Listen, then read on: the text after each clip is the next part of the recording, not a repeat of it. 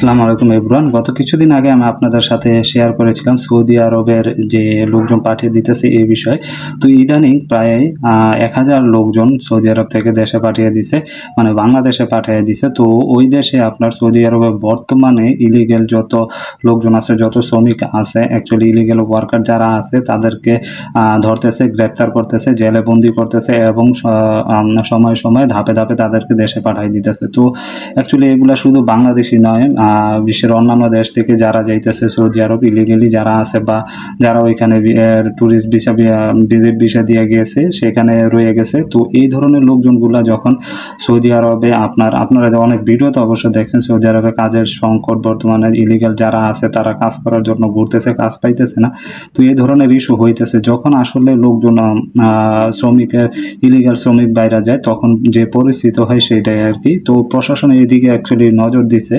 তো দেখছি তারা ইলিগাল লোকজন অ্যাকচুয়ালি তাদের দেশের প্রত্যেকটা দেশের অ্যাকচুয়ালি একটা ভাবমূর্তি থাকে, একটা কালচার থাকে। তো ইলিগাল লোকজন যখন বাইরে যায় তখন ওই দেশের যে পরিস্থিতিটা কী হয় তখন প্রশাসন সজাগ হয়। আপনারা জানেন বর্তমানে ইতালি এবং পোল্যান্ড এবং সৌদি, ধরেন দুবাই, মালয়েশিয়া, প্রত্যেকটা দেশে আপনার অবৈধ অভিবাসী যারা আছে তাদেরকে ধরতেছে, তাদেরকে ধরে ধরে সময় সময় দেশে পাঠাইতেছে, জেলে আটকে রাখতেছে। তো বিভিন্ন ধরনের নিউজ হইতেছে এবং এর মাধ্যমে অ্যাকচুয়ালি আমাদের বাংলাদেশের ভাবমূর্তি খারাপ হচ্ছে। অলরেডি দুবাইয়ে একটা ইস্যু হয়েছে, অনেক নিউজ আপনারা দেখছেন যে দুবাইয়ে লোকজন যাইতেছে, তারা অ্যাকচুয়ালি সম্পূর্ণ প্রায় নকল কাগজপত্র নিয়ে অ্যাপ্লাই করতেছে।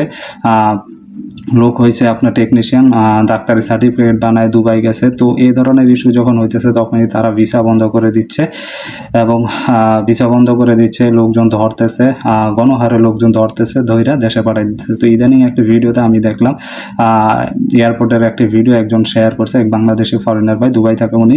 তো উনি যখন আসতেছে দেখলো যে বাংলাদেশি প্রায় পায়ে স্যান্ডেল নেই, জুতা নেই, এই অবস্থায় অ্যাকচুয়ালি বিদেশ থেকে সৌদি থেকে লোকজন পাঠাই দিতেছে। আপনারা অবশ্য দেখতেছেন স্ক্রিনে। তো এই হলো অবস্থা, আপনার যেভাবে পারতেছে সেভাবে ধইরা পাঠাই দিতেছে। তো যারা ইলিগেল অ্যাকচুয়ালি ইলিগেলি কাগজপত্র বা 2 নম্বরই করে ওই জায়গায় আছে, ইলিগেলি গেছে, ট্যুরিস্ট ভিসা বা ভিজিট ভিসা গেছে, এখন আর করার আসে নাই।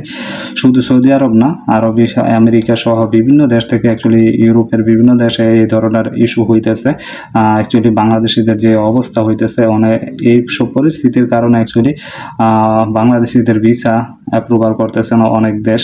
আপনারা জানেন অনেক দেশ, অনেকের ভিসা এখন অ্যাপ্রুভাল হচ্ছে না এই ধরনের পরিস্থিতির কারণে, কারণ তারা লোকজন বাহিরে গিয়ে তারা দেশে ফিরতেছে না, তারা পালায় যাইতেছে, এক দেশে গেলে আরেক দেশে যাওয়ার চেষ্টা করতেছে, তারা ওই জায়গায় গিয়ে নতুন কাগজপত্রের জন্য ট্রাই করতেছে, এজেন্সি ধরতেছে, দালাল ধরতেছে। তো সৌদি আরবের যে বিষয়টা অ্যাকচুয়ালি আমরা যেটা মনে করি 2 নম্বরই পথ ধরে যারা যাইতেছে তারা অ্যাকচুয়ালি দেশের ভাবমূর্তি নষ্ট করতেছে। আপনারা বিদেশ যাবেন অ্যাকচুয়ালি আপনাদের একটি ভালো একটি কোম্পানি ধরে আপনারা যাতে গিয়ে কাজ করতে পারেন সেইভাবেই যাওয়ার চেষ্টা করবেন। ইলিগেলি যাই আপনার ওই জায়গায় অ্যাকচুয়ালি এই ধরনের সিচুয়েশন তৈরি হয়, এটা বাঙালিদের অ্যাকচুয়ালি প্রবাসীদের জন্য খুবই খারাপ একটা দিক। বাংলাদেশি ভাবমূর্তি নষ্ট হইতেছে।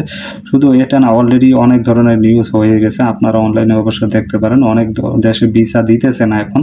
ইভেন খুবই ভালো ভালো লোক যারা ট্যুরিস্ট আছে, খুবই ইভেন নাদির ওন্দাগু, আপনারা জানেন নাদির ভাইয়ের ভিসা পর্যন্ত অনেক দেশ থেকে অ্যাপ্রুভাল হচ্ছে না, উনি একটি ভিডিওতে পোস্ট করছেন। তো এগুলোর কারণ কি? অ্যাকচুয়ালি এগুলোর কারণ হলো অবৈধ অভিবাসী যারা আছেন তাদের হার এতটাই বেড়ে গেছে, তারা অ্যাকচুয়ালি কোনো দেশ আর সুযোগ দিতে চাইতেছে না বর্তমানে, ঠিক আছে।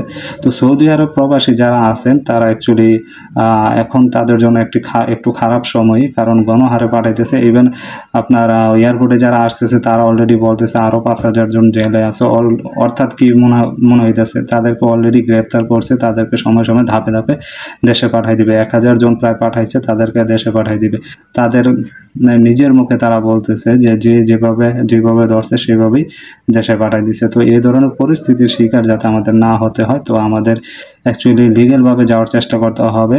আমরা কিছু একটা কাজ শিখবো, হাতে কলমে কাজ শেখার চেষ্টা করবো। প্র্যাকটিক্যালি কাজ শিখলে আপনার ফেরানো যাবে না, আপনার যে কোনো জায়গায় গিয়ে কাজ করতে পারবেন। অ্যাকচুয়ালি কাজের বিষয়ে যখন যাবেন কাজ শিখে যাবেন, চেষ্টা করবেন অরিজিনাল কাগজপত্র দিতে, এবং ভালো একটা এজেন্সি দিয়ে আপনারা অরিজিনাল লিগ্যালভাবে যান, যাতে আপনাদের সময় টাকাগুলো কাজে লাগে। তো ধন্যবাদ ভিডিওটি দেখার জন্য। ভিডিওটি শেয়ার করবেন পারলে আপনারা বন্ধুদের সাথে, এবং চ্যানেলে নতুন হয়ে থাকলে চ্যানেলটি অবশ্যই সাবস্ক্রাইব করে রাখবেন। ধন্যবাদ সবাইকে।